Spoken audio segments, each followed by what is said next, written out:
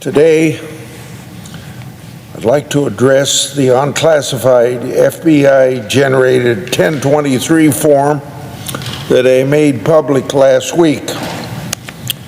This is a 1023 that Director Wray refused to admit existed until I and Chairman Comer told him that we had read the document. The FBI provided a highly redacted version to the House Committee on Oversight and in the process ignored the Senate access to that document. That version redacted references to the alleged audio recordings between then Vice President Biden, Hunter Biden, and the foreign national. It also redacted references to text messages and financial records that allegedly existed to prove the criminal act was done. Those redactions are an obstructive conduct by the United States. Why? Because this was an unclassified document. It's not even marked law enforcement sensitive. And by the way, the Justice Department and FBI leaks exposed sources well before the 1023 became public. Now there's been allegations in the media that this 1023 consists of unverified information.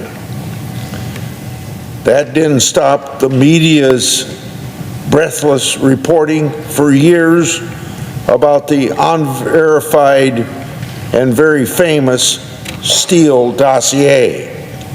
But the Justice Department and the FBI have not told us what they did to investigate the 1023 document.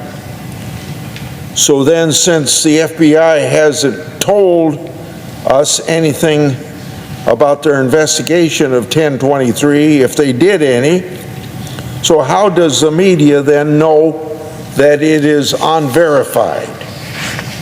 From what I've seen, much of the media's reporting has missed the essential question.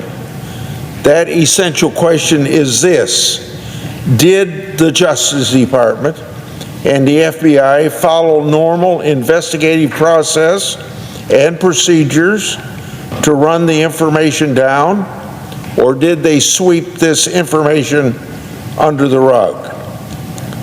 Now, we've had several media outlets interviewing law enforcement sources with knowledge of the 1023 who start to answer that very question. So, I'm going to refer to some of these reports from the media. One law enforcement source reported that, quote, this was a confidential human source that had a long relationship with the FBI, had given information that was used in multiple other investigations unrelated to Burisma or the Bidens, end of quote. That law enforcement source said there was, quote, fight for a month, end of quote, to get the FBI handlers to re-interview the FBI source. That re-interview was necessary because a separate 1023 mentioned Hunter Biden. And that re-interview ultimately produced the 1023 that I made public last week. When seeing that, my first question was, why the fight to interview the FBI source? That's the fight that supposedly took a month that I previously referred to. Then, the law enforcement source said, quote, "We got that report back, and we're like, holy smokes, this is something," end of quote. The news reports also show that the Justice Department and FBI personnel were able to validate some claims in the 1023 report without compulsory process. Hi, I'm Prasanth here from Global News. Thank you for your care and support. For example, a news report quotes a law enforcement source, quote, "There were multiple meetings alleged overseas. Some of the confidential human source claims were corroborated against the confidential human source travel records and contemporary knowledge from the handler about him attending meetings with Lochevsky and other people present," end of quote. The news report also notes that public records also validate some of the 1020 claims about Lochevsky efforts to buy into the American energy market. A separate news report based on law enforcement source with knowledge says that Weiss's team was briefed on the validations, which then begs the question, what did the investigators do to investigate? Well, it's been reported that a law enforcement source believed U.S. Attorney Weiss was reluctant to pursue leads because of political sensitivities. More precisely, was Weiss' team concerned about investigating because it would involve then presidential candidate Biden? Well, that didn't stop the Justice Department when Trump was a candidate the first or second time. I'd be remiss if I didn't mention a July 25th, 2022 letter that I wrote to the Justice Department and the FBI. That letter talked about the FBI shutting down verified and verifiable investigative avenues into Hunter Biden's separate from the ongoing U.S. Attorney Weiss's investigation and the 1023. So, it's clear that even if information is verified, the FBI has shut it down in the past if it relates to the Biden family. Now, former Attorney General Bill Barr has said that the 1023 was credible enough to be passed on to Delaware for, quote, "further investigation," end of quote. He's also said that a review was done to ensure the 1023 wasn't disinformation before passing it on. Director Wray likewise informed me and Chairman Comer of its credibility, noting that it's relevant to an ongoing investigative matter. This all took place in the phone call that we had, Comer and I had with Wray. So Wray also didn't say that it's part of Giuliani's information, and he didn't tell me and Comer that it's the product of any disinformation.